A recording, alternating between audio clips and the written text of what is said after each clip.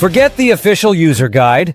I've spent the last month stress testing VEO 3, and today I'm sharing the unofficial playbook.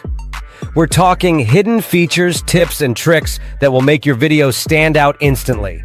So let's jump right in and see what's possible. Tip number 6. Let's start with a question I get from a ton of shorts creators.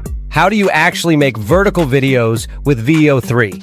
Because let's be real, there's no obvious vertical format or aspect ratio option in the VEO 3 interface. But here's a clever little workaround that works surprisingly well. Just take your vertical image and rotate it 90 degrees so it becomes widescreen. Then upload that rotated image using the frames to video feature. Describe your scene in the prompt, generate the video, and when it's done, simply rotate the finished video back to vertical in your editor. That's it. The output matches the orientation you provided, and you get a high-quality vertical video, even though VEO 3 doesn't officially support it yet. It's a simple trick, but it opens up a lot of creative options, especially for reels and shorts. Tip number 5. Every new AI video creator has to go through a bit of a trial and error process to familiarize themselves with the AI tool. But when you're paying for a monthly subscription with a limited amount of generations, those errors can get pretty expensive. So, the more you know about these hidden features and tips, the more value you'll get from VEO 3. Inside VEO 3, you'll find 3 main ways to create videos: text to video, image to video, and this new ingredients to video method. At first glance, image to video might seem like the obvious choice. Just upload a photo and let the AI animate it, right? But in reality, text to video almost always delivers better results. Why? Because text to video gives the AI full creative control.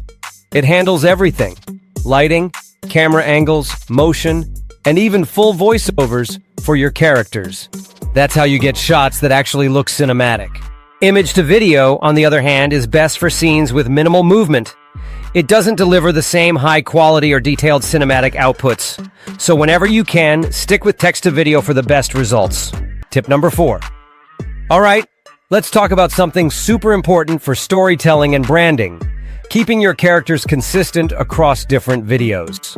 There are a few ways to tackle this, and each one has its own perks, depending on your workflow. Method 1.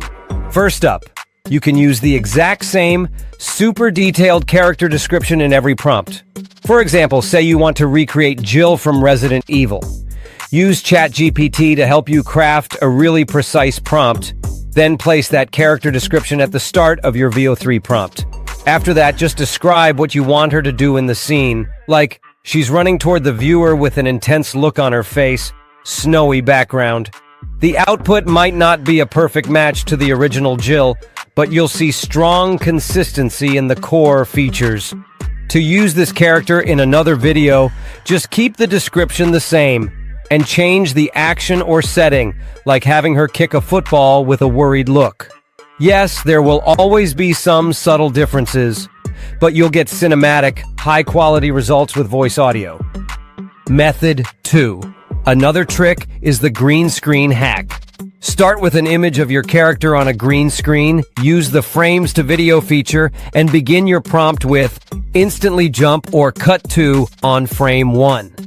This helps lock in your character's look across multiple scenes. Shout out to Martin Nebelon and Tao Prompts for popularizing this tip.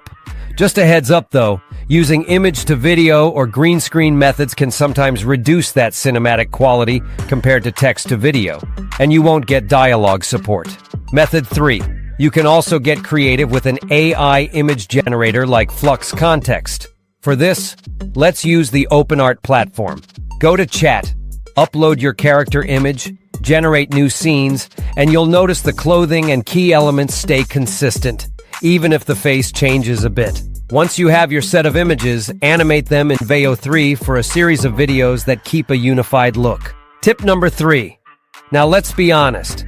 Those subtitles that pop up at the bottom of your VEO 3 videos can be pretty annoying. While adding no subtitles to your prompt sometimes helps, it's not a guaranteed fix. So what else can you do? Cropping them out in your video editor is quick, but you'll lose a bit of your frame. My favorite option is the AI removal tool in CapCut. Just upload your video, use the AI remove tool, and select the area you want to erase.